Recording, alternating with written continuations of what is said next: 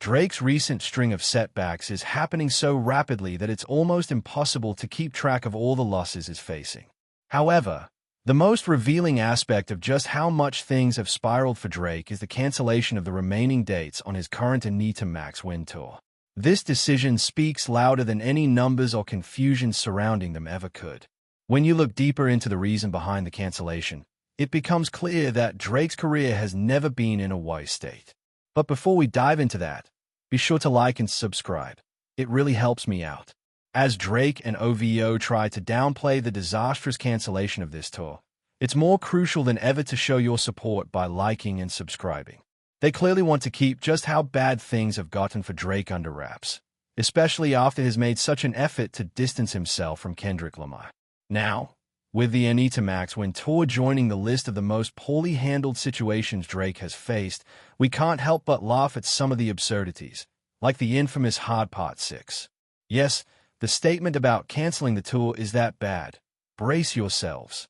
When you read the official statement released by Drake's team, it's almost laughable. The excuse they provided is so weak that it's hard to believe they thought it would convince anyone.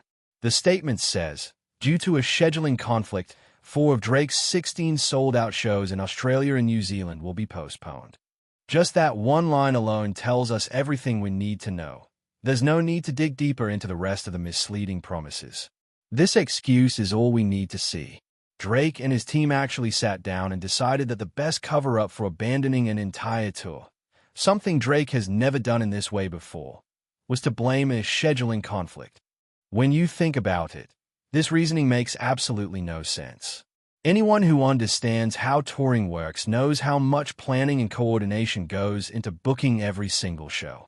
The logistics behind confirming a tour date are some of the most carefully thought-out parts of the music industry, and for Drake's team to pull this excuse out of nowhere is downright ridiculous. This kind of thing is practically unheard of. It's almost impossible for a scheduling conflict to arise this close to a performance. But to make matters worse, someone from Drake's team and OVO released an additional statement claiming the actual scheduling issue was a 12-day gap between shows on the tour. According to this explanation, the team couldn't stay for such an extended period with so much downtime, so they decided to cancel the shows altogether. They said it didn't make sense to remain there for that long. I don't even need to point out how absurd this reasoning is.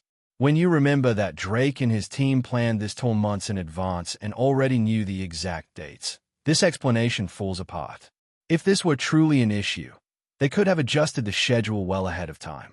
So, how is this a problem now when they had all those months to organize everything and make the timing, planning, and travel logistics work? It's clear that when you take a moment to think about it, this claim from Drake and his team is not only a lie but one of the worst cover-ups we've ever seen. This is further supported by the fact that so many people close to Drake, from OVO artists like Smiley and Partynext to others, were already in town and seemingly planned to stay for much longer. Given all of this, the sudden cancellation of the tour leaves us with one major question. What's the real reason behind Drake and his team lying and canceling the shows? When you consider that there's no personal reason for ending the tour, since Drake is still out doing the same old things, it leaves us with a few potential explanations, each of which is just as damaging as the last. These reasons highlight how desperate the situation is for Drake, and how his career may be in worse shape than ever before. At the core of it all, it seems that Drake cares more about his popularity and status than delivering the music that his fans actually want. The most likely explanation is that the tickets for these shows just didn't sell well, and Drake used this scheduling conflict excuse to avoid the embarrassment of having half-empty arenas. We've seen the seating charts, and it's clear that these shows weren't in high demand, which is further evidenced by footage from the tour showing that not all of the arenas were completely full. This tour has given Drake very little positive attention, and at the heart of it all, the stage and the overall presentation look uninspired and dull.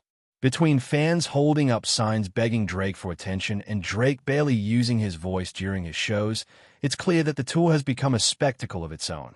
When you take all of this into consideration, it's no surprise that, during a time when Drake is at his lowest in rap's power rankings, this tour has done nothing to attract new fans or even encourage people to attend the shows. The evidence we're seeing now makes it quite clear that the tour's flop especially these specific shows, was a key factor in why the whole thing was abruptly ended. Faced with the possibility of performing in half-empty arenas or pulling the tour entirely, it's easy to see why Drake and his team decided to call it off. It seems that, by canceling the shows, Drake and his team were attempting to salvage some face.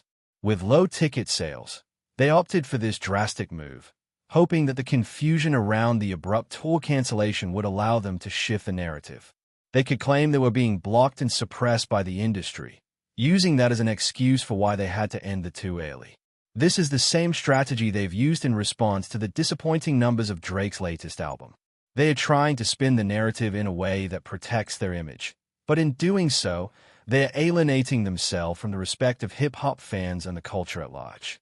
However, it is rallying what's left of his fan base around him, as they start to believe in these claims. In a sense, Drake seems to be doing everything he can to maintain the loyalty of his remaining fans, knowing that anyone who has already turned their back on him isn't likely to come back.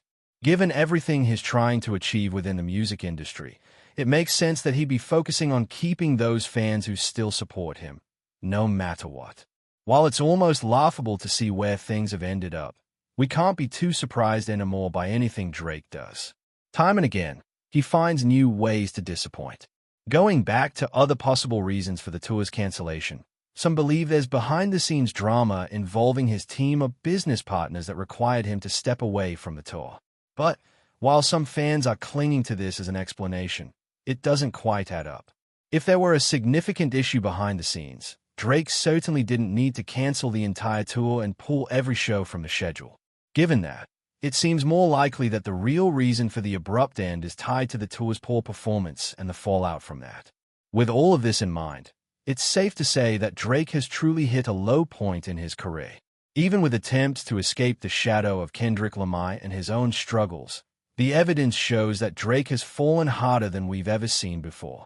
Drake's struggle to fill arenas in certain places is a clear sign that people just aren't interested in supporting him in these areas anymore.